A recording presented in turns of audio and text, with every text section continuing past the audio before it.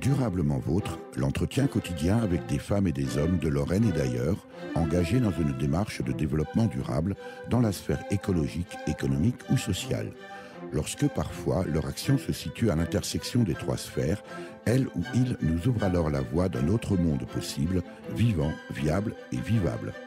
Durablement Vôtre, en partenariat avec les radios associatives de Lorraine. Aujourd'hui, nous évoquerons la sphère sociale du développement durable, souvent négligée parce que le concept se focalise sur les sphères économiques et surtout écologiques, à laquelle il est parfois réduit à tort.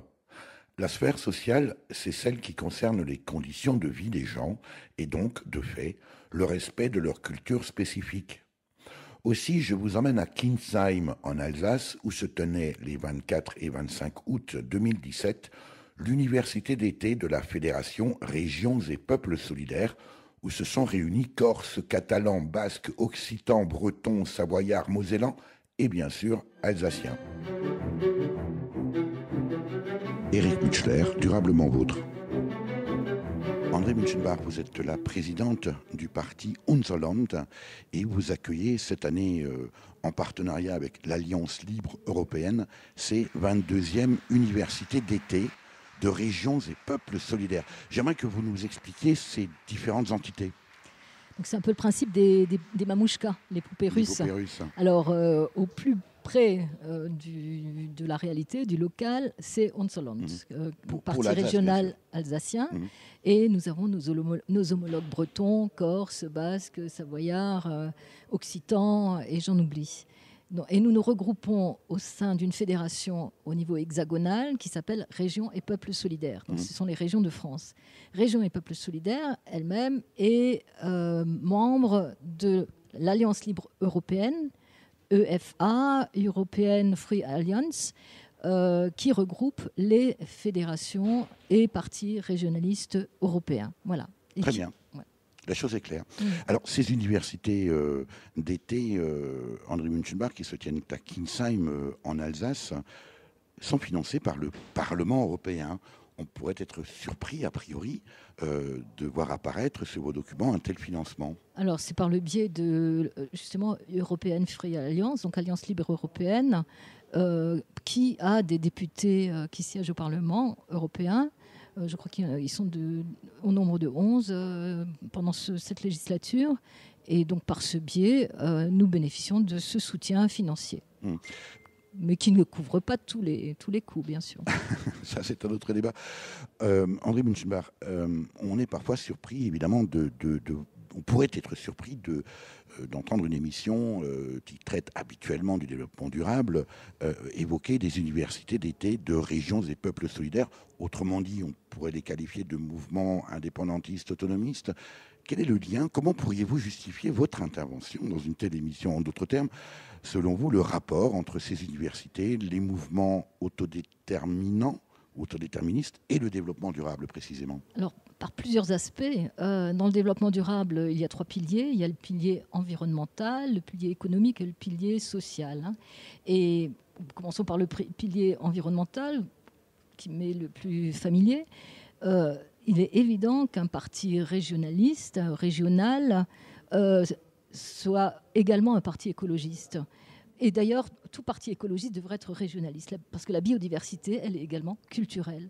Et en tant que parti régionaliste, nous défendons, nous voulons préserver des cultures locales, des cultures régionales, des langues qui sont menacées de disparition, et c'est le cas d'ailleurs de la langue alsacienne. Et à ce titre, on est dans le développement durable. Il y a un parallèle entre la disparition des langues et la disparition des espèces, en d'autres termes. Oui, tout à fait. La biodiversité, elle est également culturelle. Elle n'est pas seulement biologique, physique. Mais par ailleurs, nous sommes très sensibles aussi aux problématiques environnementales. En Alsace, par exemple, nous militons contre le projet de GCO. Nous militons pour la fermeture de Fessenheim, le grand contournement ouest, donc cette autoroute censée améliorer la fluidité du trafic dans Strasbourg et qui va simplement servir les profits de la multinationale Vinci et ne rien régler, va contribuer à artificialiser encore. La même André Münchenbach qu'on le retrouve également à Notre-Dame-des-Landes, à l'aéroport Notre-Dame-des-Landes, multinationale. La même multinationale et qui est omniprésente. Et voilà. Donc nous sommes aussi sur ces terrains-là parce que nous défendons notre terroir aussi dans ce qu'il a de physique. Donc ça, c'est le pilier environnemental. Pilier environnemental. Pilier économique et social, parce que nous voyons bien qu'une économie qui est gérée de façon hyper centralisée, elle est bloquée, elle est sclérosée et elle n'est pas efficace. Il suffit de voir les résultats de la France, un pays centralisé, et au contraire, une économie qui serait gérée dans l'autonomie locale, au plus près des enjeux géographiques, politiques. Nous, on est en région frontalière, serait beaucoup plus efficace. Il suffit de voir les pays qui nous entourent, qui accordent tous une autonomie plus ou moins importante à leur région. Elles sont généralement beaucoup plus prospères du point de vue économique. Nos voisins immédiats, c'est le Land de Bade-Württemberg, c'est les cantons suisses, c'est le canton de Bâle, qui compte parmi les pays au plus fort PIB par habitant et par mètre carré au monde. Alors que notre économie hyper centralisée, elle bat de l'aile, elle fait des erreurs, etc. Donc, et ça part aussi d'une...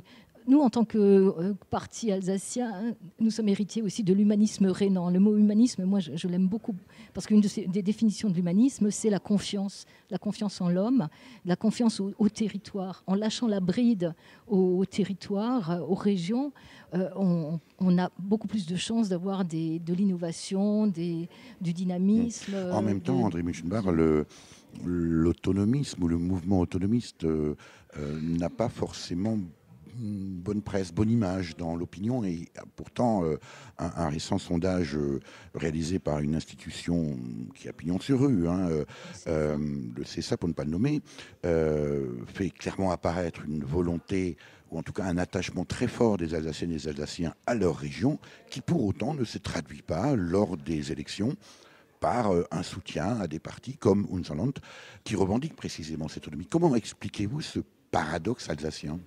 Effectivement, 84% des Alsaciens se sont prononcés pour la sortie du Grand Est et ils ont été beaucoup moins nombreux à voter pour le seul parti qui est intransigeant sur cette question, à savoir Unserland.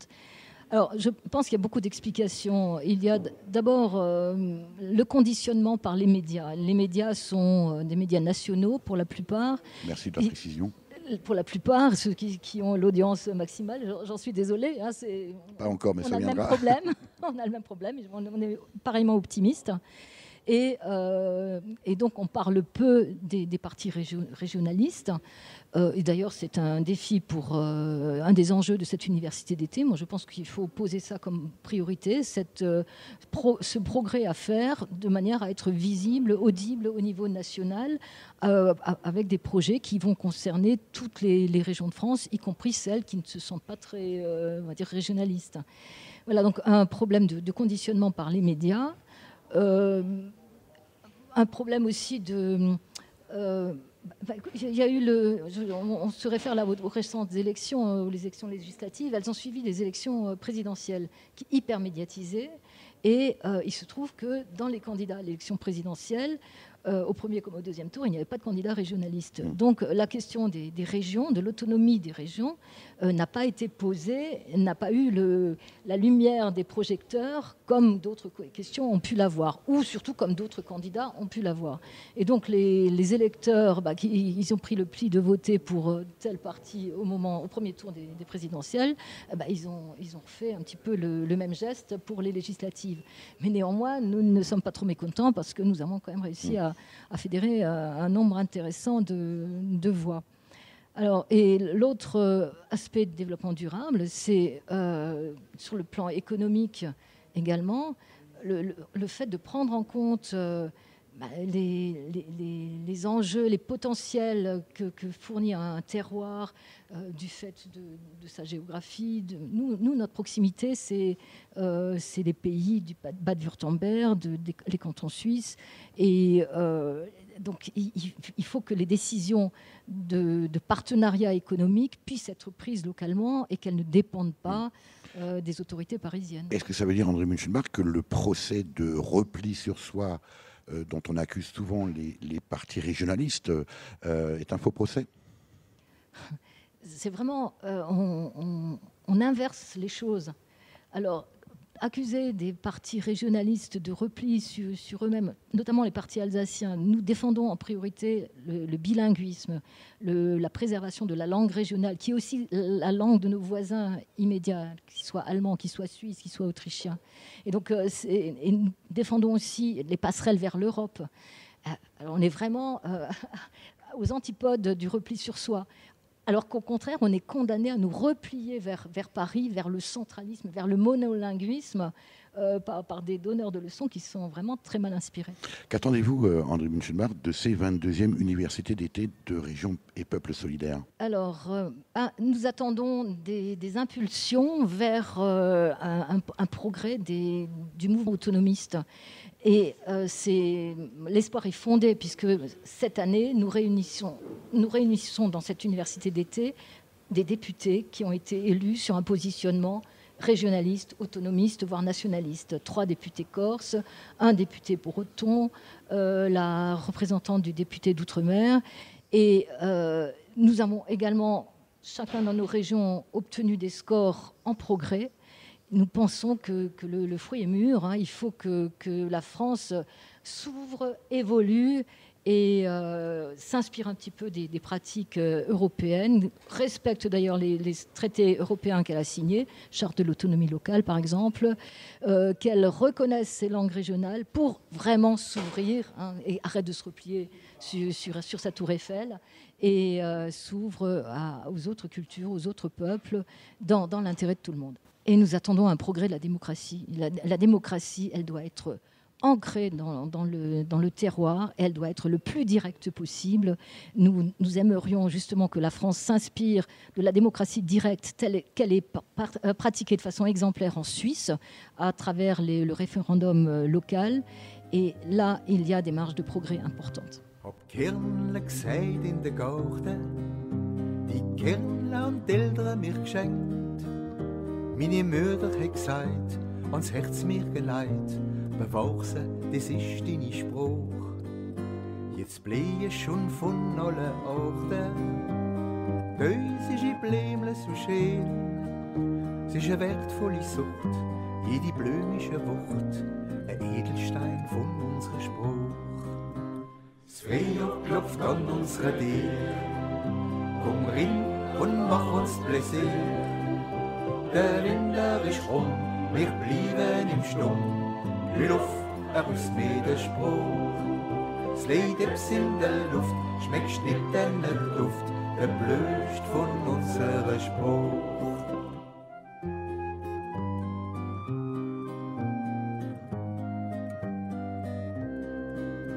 Und Schwälmle haben's nicht wieder gefunden, uns Meisele singt uns sein Lied. Lach und sei froh, denn Zeit ist jetzt da, Zeit für unsere Spruch. Die Blämle, das sind unsere Kinder, wir gehen mit auf ihrem Weg. Das Sommer in die Hand, das Blätzels als Land, noch viele hunderte Jahre. Ein Frühjahr für unsere Spruch, jetzt singen wir's alle im Chor. Wir feiern miteinander, es weiß ich mein Land, so mancher Traum durch die Quor. Vielleicht ist nicht weit, du komm mal eine Zeit, das ganze Jahr Frühjahr für die Spruch.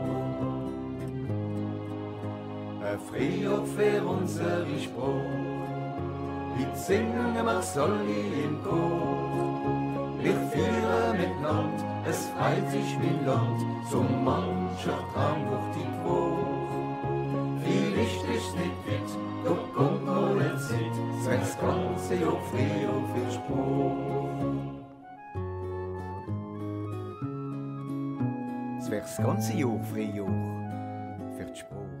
Durablement vôtre, Éric Mutschler. Gustave Alirol, vous êtes le président de Régions et Peuples Solidaires depuis 1994. C'est la date de la fondation de cette fédération de partis. On en reparlera bien sûr avec vous. Vous êtes également ancien maire d'une commune rurale du sud de l'Auvergne et ancien conseiller régional d'Auvergne.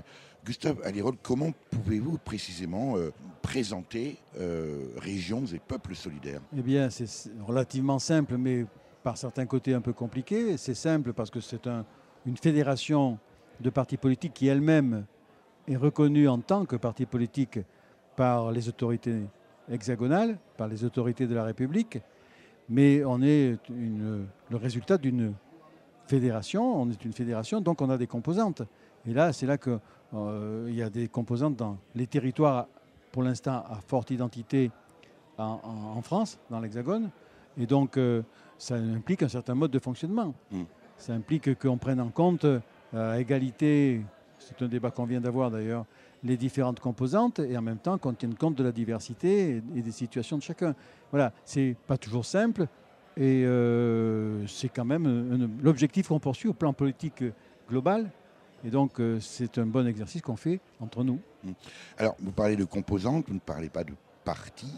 Est-ce que aujourd'hui le public se perd un peu entre les acceptions, les conceptions, les concepts même de régionalistes, d'autonomistes, de fédéralistes, etc., etc.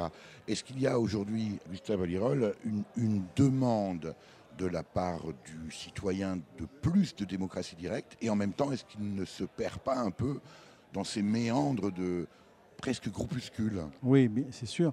Les citoyens n'ont pas le vocabulaire à leur disposition, ils ne connaissent pas les concepts, ils connaissent pas. C'est normal, hein, parce que quand on n'y est pas dedans, on n'a pas de raison de s'en soucier tous les jours. C'est pas indispensable dans la vie quotidienne. Nous, on utilise le vocabulaire qu'on nous a accolé de régionaliste. Alors tout le monde n'est pas strictement régionaliste, même dans la fédération. Les Corses, par exemple, se considèrent comme étant un peuple, une nation.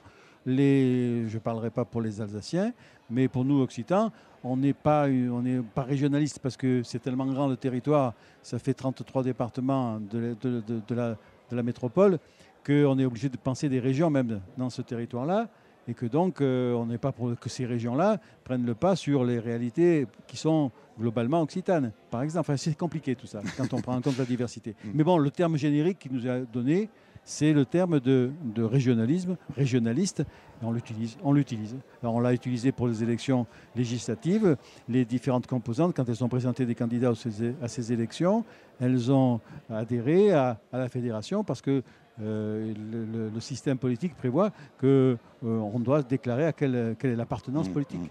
Que représente aujourd'hui, quel est le poids, combien de divisions aurait dit le général de Gaulle?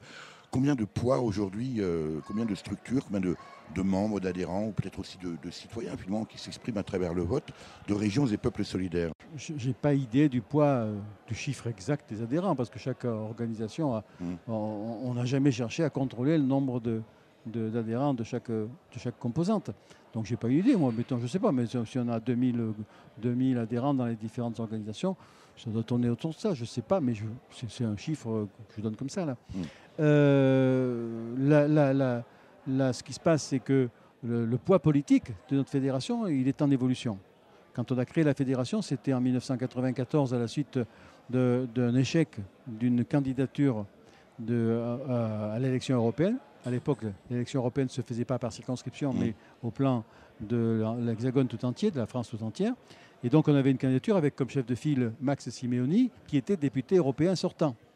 Donc on s'est présenté seul, le score n'a pas été très bon, on a fait moins de 0,5%, mais ça a été l'occasion de créer la fédération qu'on n'avait pas jusque-là. Parce que jusque-là, on avait participé, c'est à l'occasion où Max Simeoni avait été élu député européen, on avait participé, les différentes composantes qui ont constitué ensuite la fédération, donc les Corses, les Occitans, les Bretons. À l'époque, il y avait des Alsaciens, mais ce n'était pas Unserland d'aujourd'hui. Donc on a créé cette fédération, avec un poids politique extrêmement faible au départ. Mais on a fonctionné dans le temps avec une coopération politique, il faut le dire, avec les Verts, parti politique écologiste au départ, et puis avec Europe Écologie Les Verts quand ils ont eux-mêmes évolué. À un moment, il était question qu'on rentre dans Europe Écologie Les Verts, il aurait fallu avoir modifié un peu l'intitulé pour qu'on s'intègre nous, mais nous avait associés. Puis ça n'a pas fonctionné, mais on a continué la coopération politique. Et donc ça nous a permis d'avoir des élus dans des élections où on n'aurait peut-être pas eu les élus tout seul. Moi personnellement, j'ai été élu conseiller régional en 2010, de 2010 à fin 2015. J'ai été élu sur une liste en accord avec Europe Écologie, par exemple. Mais ça s'est passé ailleurs. C'était ce travail de coopération. Et là, on arrive à une nouvelle étape parce qu'on vient de présenter pour la première fois des candidats aux élections législatives sur notre propre étiquette. Et jusque-là, donc, on avait des élus, mais ils étaient par certains côtés écologistes. Enfin, les gens ne comprenaient pas toujours. Maintenant, ça se clarifie. Et on a des résultats meilleurs qu'à l'époque, d'ailleurs. Donc voilà, c'est encourageant. On rentre dans une nouvelle période politique pour le régionalisme en France, qui a 3 députés à l'Assemblée nationale, ou presque 4, enfin bon, on ne va pas discuter des détails, et qui a fait des scores aux dernières élections législatives. Vous avez fait le choix, Gustave Allérolles, au sein de Régions et Peuples Solidaires, d'une forme de démocratie directe, ou en tout cas davantage de démocratie. Est-ce que ça ne pose pas finalement plus de problèmes que ça n'en résout à travers des discussions, à travers des prises de parole, à travers le respect de la parole de chacun? Bien sûr, c'est une posture positive, mais est-ce que ça peut faire le poids? Est-ce que les régions, par ce fonctionnement même, auront un jour l'occasion réelle de se faire entendre? C'est une question d'organisation institutionnelle. La démocratie, ça suppose des institutions, ça suppose des règles de fonctionnement qu'on ne connaît pas en France. Dans les pays fédéraux comme l'Allemagne, comme la Suisse, qui est une confédération. C'est un problème de culture. Oui, mais la culture, elle se traduit, moi je suis juriste, elle se traduit par des institutions, des mécanismes, par exemple des modes de scrutin, mais aussi des institutions. Les Suisses sont organisés en cantons, les Allemands en Länder, et ça s'appelle le fédéralisme ou le confédéralisme. Ça permet à chaque territoire de faire entendre sa voix. Nous, en France, ça n'existe pas, ça. C'est l'héritage jacobin. Oui, c'est l'héritage jacobin, c'est évident. Mais ça pose question, de plus en plus dans les territoires. Rappelez-vous quand même qu'aux dernières élections législatives, ce qui a fait en grande partie le succès du Front National, c'est l'ignorance du pouvoir parisien par rapport au territoire. Alors, ça n'a pas débouché pour cette fois-ci parce qu'il y a eu l'opération Macron avec En Marche. Mais si jamais Macron ne réussit pas trop, on va retrouver ces problèmes-là.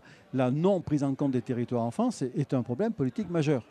Donc nous, on espère qu'on sera là pour empêcher que ça tourne au populisme fondamental et que ça tourne à l'extrême droite. Parce que c'est ça le fond de la question, parce que c'est une question légitime. Moi, j'ai été élu dans un territoire rural qui maintenant appartenait à la région Auvergne, laquelle a fusionné maintenant avec la région Rhône-Alpes, qui a en poids politique, économique et financier, et c'est l'Auvergne multiplié par 10.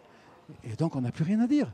Je veux dire, voilà, donc la démocratie, ça suppose que les territoires qui ont moins de poids puissent quand même se faire entendre et participer à la décision sur les questions qui les concernent directement. Alors, en assistant pendant ces 3 jours ici aux universités, aux 22e universités d'été de Régions et Peuplés Solidaires, on entend beaucoup le terme précisément de démocratie, on entend également les termes d'humanisme. Pour autant, on a le sentiment quand même, Gustave Allérolles, que dans l'opinion publique, les partis régionalistes, ça a été dit plusieurs fois à la tribune, sont des partis qui revendiquent le repli sur soi, etc., etc. Or, en réalité, on s'aperçoit que dans la pratique, et en tout cas dans le propos, on est aux antipodes. Comment expliquez-vous ce décalage entre votre philosophie profondément humaniste et la perception qu'en a le citoyen ? Si vous voulez, la République est fondée sur l'idéologie centralisatrice. Alors, ça n'apparaît pas comme une idéologie, ça apparaît comme du sens commun, comme si c'était une évidence, comme si ça ne pouvait pas être autrement. Et donc, ça fonctionne comme ça. Et nous, on est obligés de faire un travail politique, s'expliquer par rapport aux acteurs, mais on est obligé aussi de faire un travail de nature idéologico-politique pour essayer d'expliquer aux gens que non, il faut s'y prendre autrement, que l'idéologie centralisatrice, ce n'est pas de la démocratie, etc. Enfin, donc, alors, à partir de là, quand ils ne sont pas d'accord, parce que ça remet en question d'une certaine manière et le fonctionnement de la France et en partie le fonctionnement de l'Europe, en tout cas ça permettrait d'approfondir la démocratie en Europe, mais donc vous voyez, je parle d'Europe, ça veut dire que je suis en train de dire qu'il faut se replier sur les territoires. Bon, en même temps, on est confronté à des gens comme le Front National qui tiennent un discours, paraît-il, par rapport au territoire, mais qui sont décentralisateurs fini, enfin dire classique. Et donc, voilà, on est à la fois antipopuliste, démagogique et pro-européen. Je crois que ça suffit pour nous qualifier politiquement. On n'a rien à voir avec ce monde-là. Mais si vous lisez un petit peu ce qui s'écrit sur ces questions-là, on est systématiquement confondu avec. C'est du jeu politico-idéologique que fait la République là-dessus, ou en tout cas même les scientifiques, parce que même les spécialistes des questions sociétales ou sociologiques ont assimilé ça. C'est un phénomène assez curieux. Et maintenant, vous savez à quoi on assiste comme on a des revendications qui sont le respect des identités territoriales, mais d'une identité ouverte. Ça n'a jamais été autre chose. On ne va pas réclamer d'imposer cette identité-là à tout le monde. Bien, maintenant, dans les études sur les phénomènes du terrorisme actuel, liés à l'islamisme, on est considéré comme étant de même nature. Enfin, c'est complètement stupide, mais c'est ce qu'on nous renvoie constamment à la face. Et donc, voilà, on a un problème à la fois politique, il faut exister politiquement, mais on se heurte à un mur idéologique parce que les Français, les médias, tout le monde est converti à cela. C'est non seulement de la politique, mais de la pédagogie. Bien sûr qu'on a besoin de pédagogie, on a besoin d'expliquer constamment tout ce qu'on fait pour essayer de se démarquer de l'image qu'on essaye de donner de nous. Merci Gustave Alérol. Merci à vous. La mia bandera, illuviore che si spanna, in ogni stantara un sole, in ogni riocco di campana, si per me l'alto vanale, a mia strada, mia fontana, oh la mia bandera, oh la mia bandera, ti ego la mia bandera, in ogni fiume i corre, in lo s'abbraccia un mare, in aianna in alvore, si per me a stella ardente guida di un sembolore, o la mia bandera, o la mia bandera, ti ego la mia bandera, in ogni monte scolpito, in ogni arice, ogni leccia, ogni castagno ferido, si per me a scorzardina, il arburo sembra rido, o la mia bandera, o la mia bandera, ti ego la mia bandera, il vento, l'ugello, la mano che si voglia, la risa di un zinello, si la mia antica collana, la mia brama, un mio velo, o la mia bandera, o la mia bandera, ti leggo la mia bandera, in ogni via lunato, il uomo, l'altare, l'agnello cialdato, si per me l'ultima anello, lo mio rano, lo mio rano, o la mia bandera, o la mia bandera, ti vedo la mia bandera, in lo vecchio camposanto, in lo passo di amore, in la rima di un mio canto, si per me l'eterna braccia, sta terra che tengo tanto, o la mia bandera, o la mia bandera,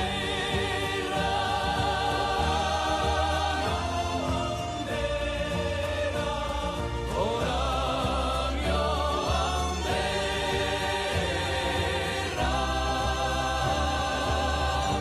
Durablement vôtre, Éric Mutschler. François Alfonsi, vous êtes actuellement maire d'Ozani, c'est en Corse du Sud. Vous êtes également ancien député européen et vous participez aujourd'hui à ces 22e universités d'été, région et peuple solidaires ici à Kingersheim en Alsace. François Alfonsi, la situation de la Corse a beaucoup évolué ces dernières années. Oui, il y a eu sur les 5 dernières années une forte montée en puissance du mouvement nationaliste jusqu'à gagner les élections territoriales d'abord et puis récemment les élections législatives où nous avons élu 3 députés sur les 4 circonscriptions que compte la Corse. Aujourd'hui, nous sommes le parti majoritaire et disons tout indique que les élections de décembre prochain, qui auront lieu en Corse uniquement pour la mise en place d'une collectivité unique qui rassemblera la région et les 2 départements, verront un résultat qui nous sera favorable. On connaît la Corse aussi de façon caricaturale, bien sûr. Vous avez un petit rictus qui me fait comprendre que vous avez compris déjà le sens de ma question. On ramène souvent la Corse, bien sûr, à ses violences aussi. Est-ce que c'est un élément déterminant dans la situation actuelle de la Corse, ou est-ce que c'est pour vous 2 choses différentes? Mais déjà, le FLNC a définitivement abandonné la violence clandestine depuis 2014. Et effectivement, ça a contribué à créer une situation nouvelle, puisque la jonction des forces était devenue possible, et que c'est par ce fait que notre groupe à l'Assemblée de Corse a pu être majoritaire. Donc effectivement, c'est une situation nouvelle. C'est une situation qui a permis aussi d'élargir considérablement le socle électoral du mouvement. Aujourd'hui, nous dépassons facilement les 35-40%. Il y a 10 ans à peine, nous étions difficilement au-dessus de 20%.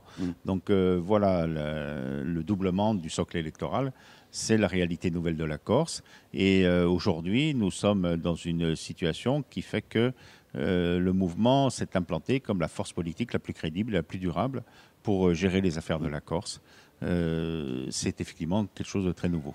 Est-ce que c'est un progrès d'un point de vue démocratique au sens, j'allais dire presque grec du terme? Oui, bien sûr. Bien sûr. Il y avait une aspiration. Donc, la Corse était dans une situation de tension qui était liée à ses difficultés économiques, au fait qu'elle a toujours été considérée comme une terre d'exil ou une terre de spéculation, et jamais comme une terre de développement véritablement pour le peuple corse.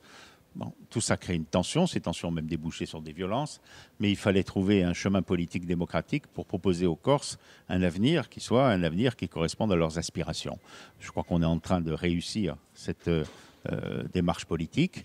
Les Corses, de plus en plus, considèrent que l'avenir de leur pays passe par une prise en main de leurs propres affaires, avec la définition d'un projet qui soit un projet de société qui corresponde aux aspirations, à la culture et aux valeurs du peuple corse. Et c'est ce message-là que nous portons et que nous espérons concrétiser dans le cadre d'une autonomie interne véritable de la Corse au sein de la République française, comme il existe des autonomies, par exemple les cantons suisses pas loin d'ici, avec de véritables pouvoirs locaux et non pas simplement une illusion de pouvoir comme c'est le cas actuellement. Votre expérience d'ancien député européen vous a apporté un regard différent sur les institutions à la fois françaises, corse peut-être, et européennes? Oui, le regard européen est toujours intéressant parce qu'il montre bien que le repli sur soi, que l'on nous reproche parfois, en réalité, est bien celui de l'État français.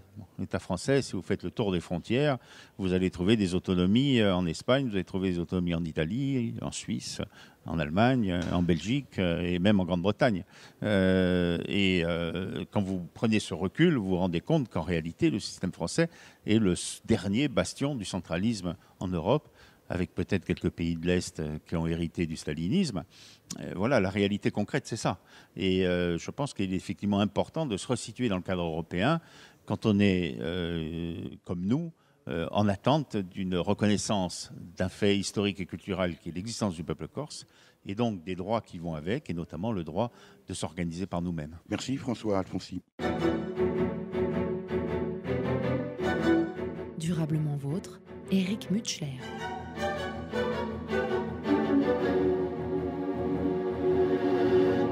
Neil Kawissin, vous êtes porte-parole de l'Union démocratique bretonne, l'UDB, le parti régionaliste breton. La Bretagne a toujours eu une forte revendication, une forte identité régionale. Comment l'expliquez-vous? On peut l'expliquer pour 2 raisons, historiques et géographiques.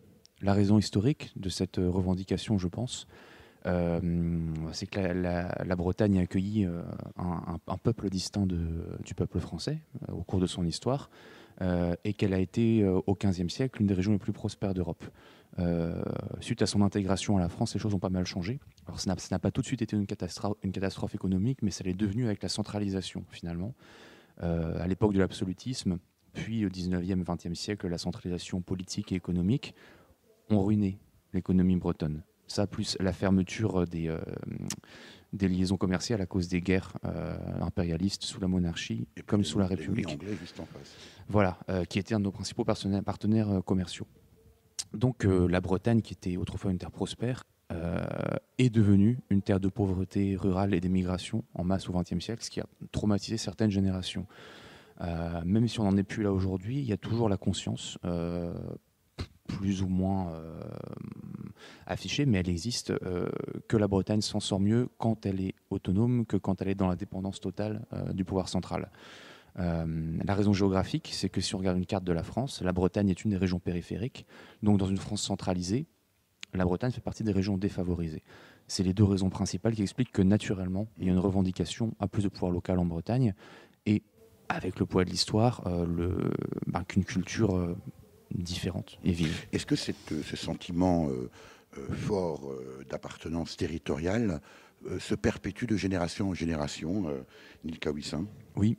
On le voit aujourd'hui puisque malgré le fait que la Bretagne soit dans une économie mondialisée, que la mobilité professionnelle soit très encouragée, beaucoup de jeunes apprécient de rentrer en Bretagne après avoir voyagé ou après être nés à l'étranger tout simplement ou en région parisienne.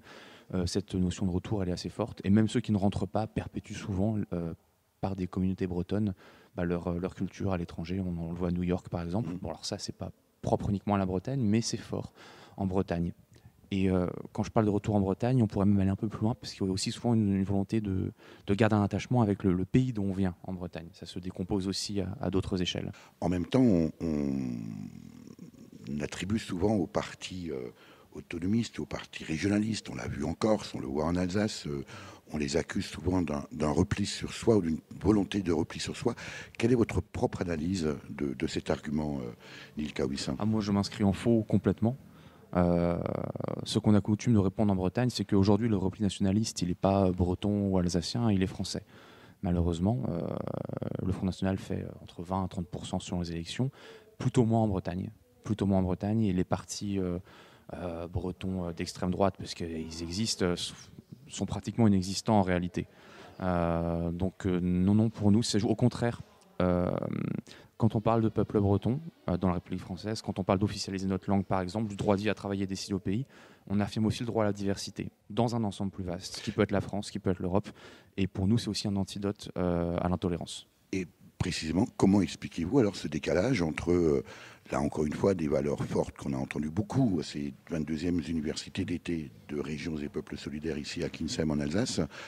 Comment expliquez-vous ce décalage entre ce discours humaniste et de proximité et de démocratie directe, entre l'image et la perception qu'ont les gens ? C'est une instrumentalisation politique. Il y a certains courants politiques n'ont pas du tout envie de voir se développer ce genre de revendications, n'ont pas du tout envie de voir la France évoluer vers le fédéralisme et nous diabolisent depuis longtemps. Est-ce qu'on peut imaginer que la Bretagne suive le même parcours que la Corse suit actuellement ? On peut très bien l'imaginer, et on fait plus que l'imaginer, c'est notre projet politique. On défend notamment une assemblée de Bretagne, 5 départements, récupérant le Loire-Atlantique, fusionnant avec le conseil régional, avec un vrai enseignement de notre langue, un processus d'évolution d'un pouvoir local. Un de nos principaux obstacles, c'est le manque d'un courant politique autonomiste aussi fort qu'en Corse. En Bretagne, qu'est-ce qui manque ? Je pense qu'il y a un manque de confiance en soi, que les Bretons manquent de confiance en eux et sont parfois un peu trop gentils aussi et n'osent pas toujours assez taper du poing sous la table. C'est partie de notre caractère régional, si je puis dire, si je peux généraliser comme ça. Mais c'est une réalité. On a peut-être plus de mal qu'ailleurs à s'imposer, à revendiquer, sauf parfois on a parfois des mouvements sociaux très durs, mais qui sont assez courts. Merci Neil Kawissin. De rien. Le breton est-il ma langue maternelle ? Non. Je suis né à Nantes où on ne le parle pas. Suis-je même breton ? Vraiment je le crois, mais de pure race. Qu'en sais-je et qu'importe ? Séparatiste ? Autonomiste ? Régionaliste ? Oui et non.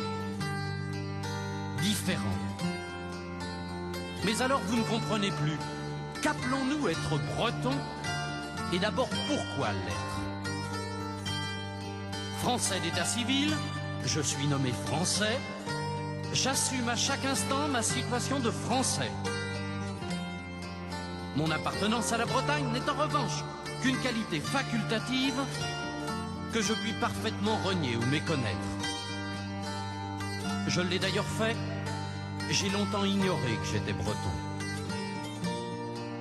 Français sans problème, il me faut donc vivre la Bretagne en surplus, ou pour mieux dire, en conscience. Si je perds cette conscience, la Bretagne cesse d'être en moi. Si tous les Bretons la perdent, elle cesse absolument d'être. La Bretagne n'a pas de papier. Elle n'existe que si à chaque génération, des hommes se reconnaissent bretons. À cette heure, des enfants naissent en Bretagne. Seront-ils bretons? Nul ne le sait. À chacun, l'âge venu, la découverte ou l'ignorance.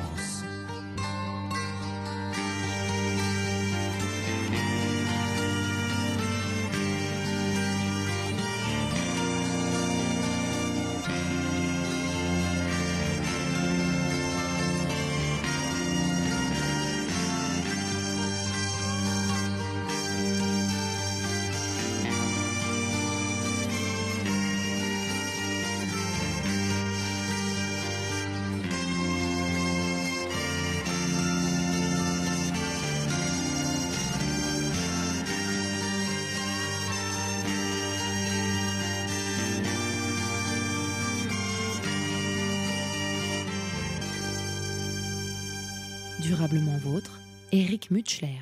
Nous sommes toujours au 22e Université d'été de Région et Peuples solidaires. Et puis, il me paraissait intéressant, tout simplement, de poser la question aussi à des jeunes, puisque c'est la génération future, pas toujours la parole à deux éminents spécialistes. Et par exemple, Alison, vous êtes de Münster, vous êtes étudiante en tourisme franco-allemand.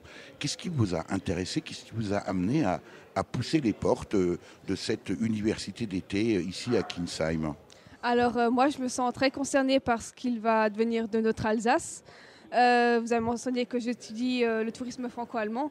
En fait, c'est beaucoup l'aspect linguistique qui m'amène dans cette cause, en fait. Moi, j'ai commencé par m'intéresser à l'Allemagne parce que je me disais, on habite en Alsace, mais la plupart des jeunes sont incapables de parler correctement allemand.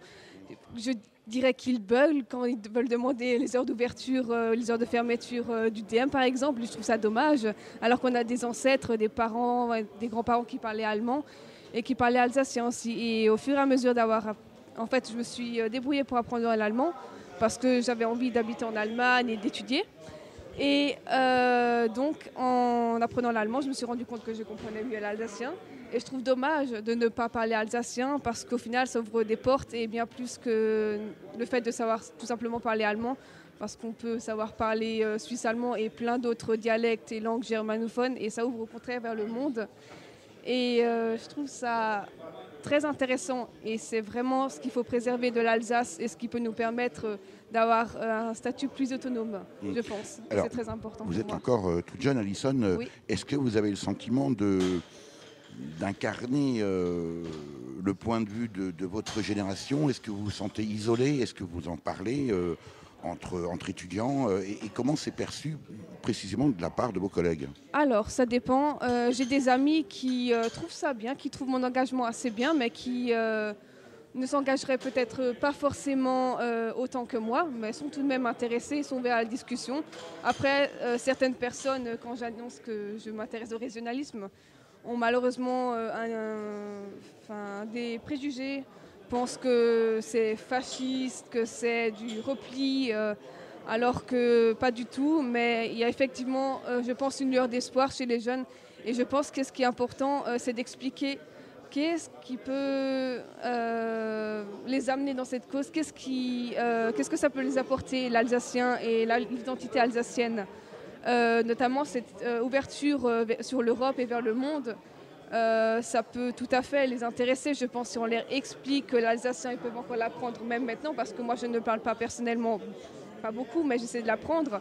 Mais des jeunes peuvent encore l'apprendre et peuvent encore s'ouvrir vers le monde et on peut le transmettre encore aux générations à venir. Qu'est-ce qui vous apporte la participation à un événement comme ces 22e Universités d'été de Région et Peuples solidaires ici en Alsace?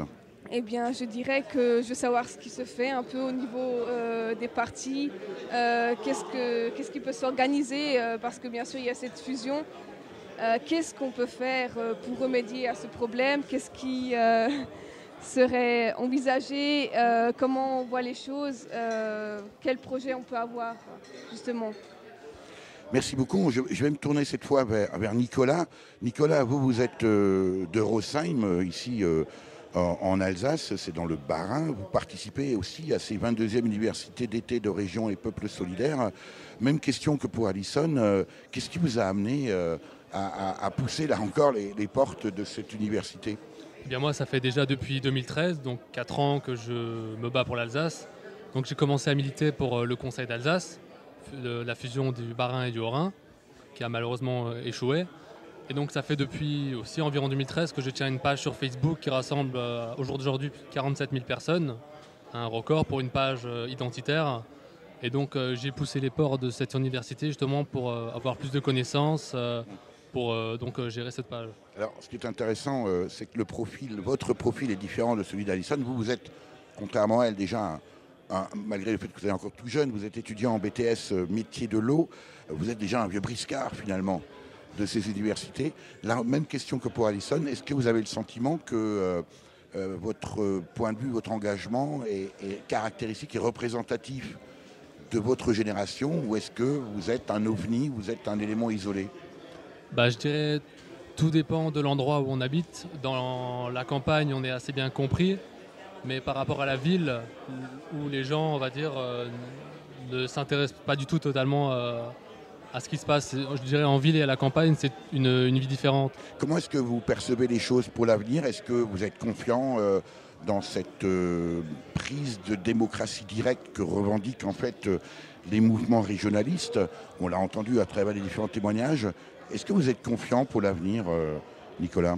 Je suis confiant, oui et non. Surtout au niveau des politiques dont on n'entend plus rien depuis presque 1 an et demi. Je parle notamment des présidents du Conseil général du Bas-Rhin et du Haut-Rhin, dont on n'a aucune nouvelle sur un projet pour l'Alsace, alors qu'il n'y aurait que pour faire bouger les choses. Je compte surtout sur les membres et les personnes importantes affiliées au parti régionaliste. Merci infiniment. Durablement vôtre, Eric Mutschler.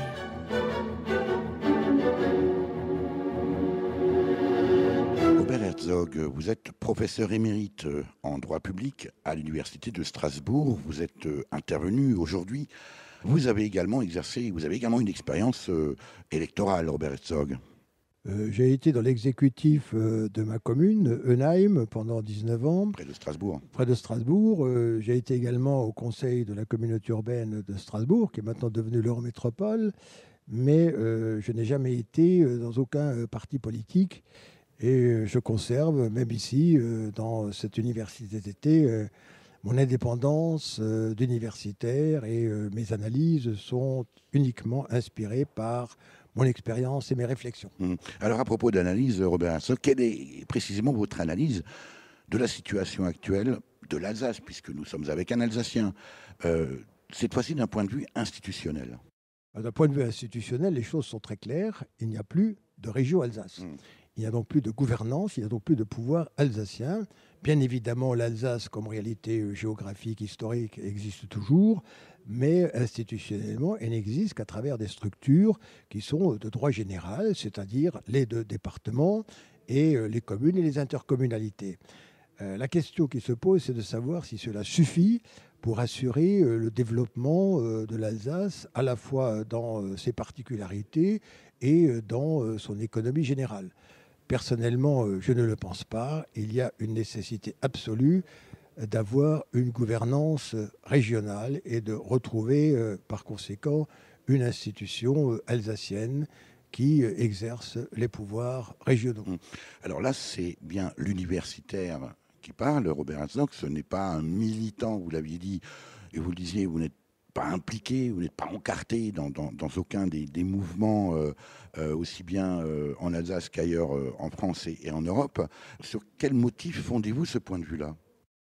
Je fonde ce point de vue sur mon expérience internationale. Comme expert du Conseil de l'Europe, j'ai travaillé dans près d'une quinzaine de pays européens sur les problèmes de régionalisation et de décentralisation, sur des études qui ont été faites par l'ONU ou par l'OCDE, et qui montrent une chose, c'est que dans le capital social qui existe, il y a le fait de travailler et de vivre ensemble.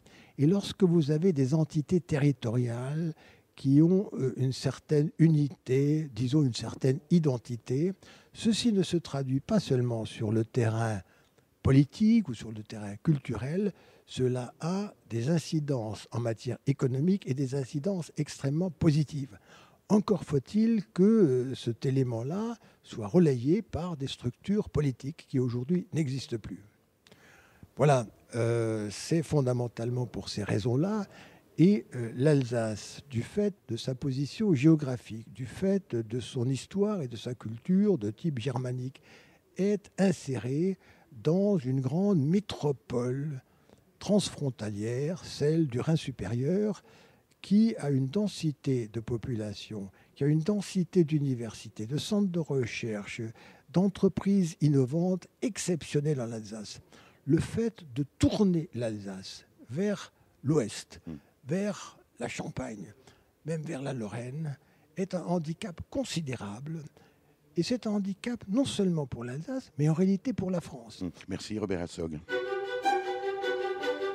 Pour en savoir plus sur la Fédération Régions et Peuples Solidaires, rendez-vous sur www.fédération-rps.org.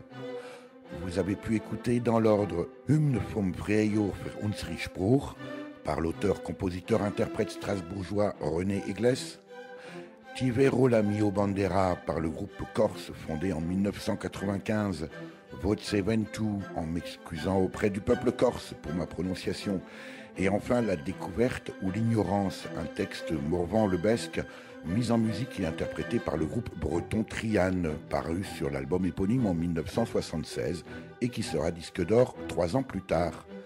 À la technique et au montage, Véronique Olivier.